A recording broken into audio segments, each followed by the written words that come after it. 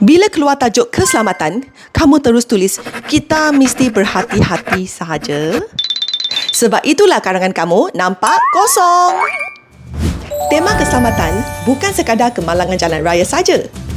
Antara fokus yang popular ialah penipuan dalam talian, keselamatan jalan raya, keselamatan di sekolah dan juga buli siber. Kalau soalan tanya langkah menangani penipuan dalam talian, jangan tulis kita perlu lebih berhati-hati. Tulis matang macam ini.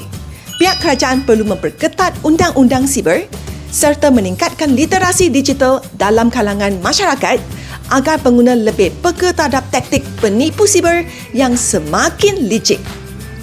Di sini, kita ada pihak terlibat, ada tindakan konkret dan ada konteks isu semasa. Kalau tajuk sentuh tentang buli siber pula, kita boleh kaitkan dengan tekanan emosi remaja, penguatkuasaan peraturan sekolah dan peranan ibu bapa dalam memantau penggunaan gadget. Itu barulah isi aras tinggi. Ingat, keselamatan hari ini bukan hanya fizikal saja, tetapi juga digital. Save video ini. Esok kita sambung dengan tema ketiga iaitu perpaduan. Nak kuasai semua 18 tema sebelum SPM? Komen nak sekarang.